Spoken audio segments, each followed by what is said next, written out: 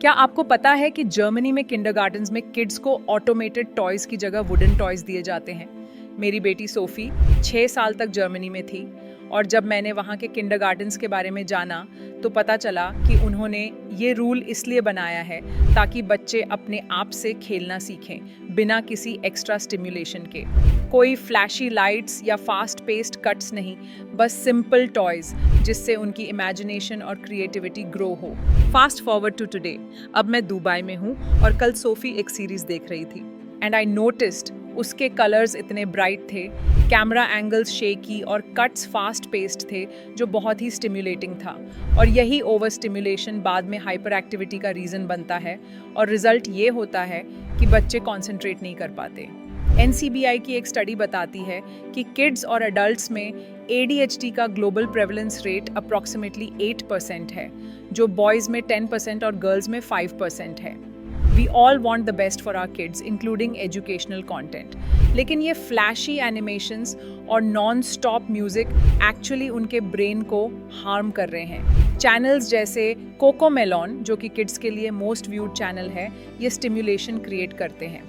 तो आज के वीडियो में मैं आपको बताऊंगी कि ये स्टिम्युलेशन क्यों हार्मफुल है और वीडियो के एंड में मैं आपको प्रैक्टिकल टिप्स दूंगी कि कैसे आप अपने बच्चे के लिए बेटर कंटेंट चूज कर सकते हैं बिना बैड कॉप बने।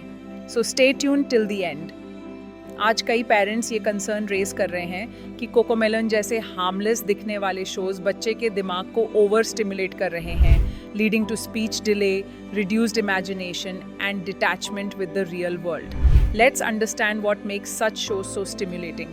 कोकोमेलन और इस तरह के बाकी शोज को इस तरह डिजाइन किया गया है कि बच्चा अटेंशन छोड़ ही ना पाए। Here's why.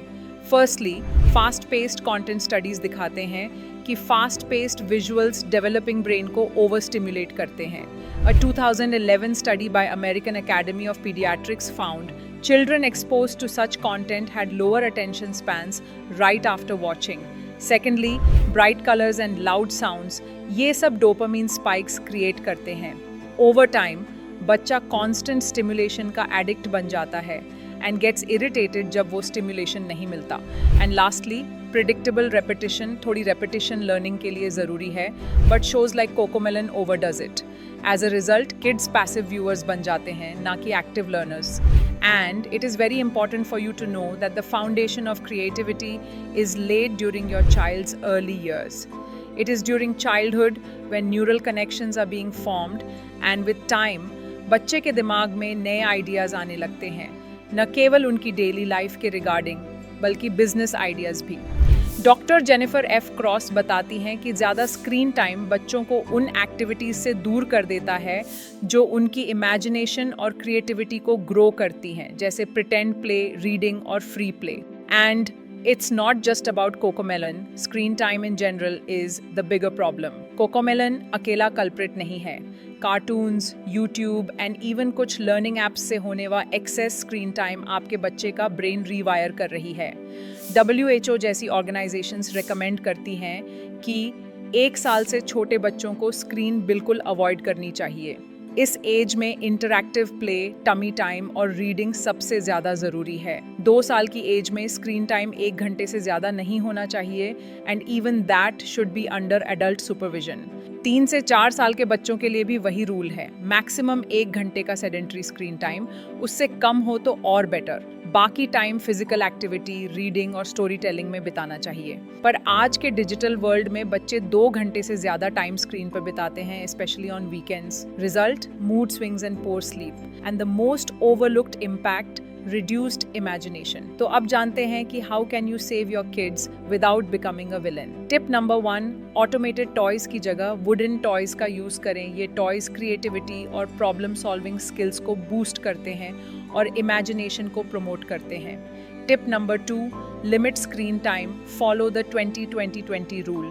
That is 20 minutes of screen followed by 20 minutes of play or rest. Tip number 3, encourage interactive play. Pretend play, art, drawing और घर के बेसिक चोर्स से बच्चा अगेन एक्टिव हो जाता है। Tip number 4, talk more, play more. बच्चों से बात करना न्यूरल पाथवेज बनाता है। Games like name the colour, tell me a story can work wonders.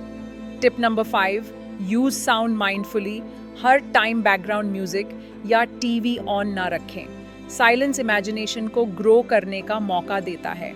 And lastly, switch to slow paced content, Bluey या पफिन रॉक जैसे शोज जो emotional growth और इमेजिनेशन को सपोर्ट करते हैं। The bottom line is balance is the key. CoComelon बुरा नहीं है, but passive over stimulating content अगर लिमिट के बाहर चला जाए तो स्पीच, फोकस और इमेजिनेशन पर इम्पैक्ट डालता है। एज पेरेंट्स हमारी रिस्पॉन्सिबिलिटी है स्क्रीन को बैन करना नहीं, बैलेंस करना है। Let your kids imagine freely, get bored क्योंकि boredom builds ideas, and live beyond the screen. Let's raise a conscious, curious or mindful generation together. If you found this video helpful, please like, share and subscribe to our channel. And don't forget to hit the bell icon for more parenting and health awareness videos every week.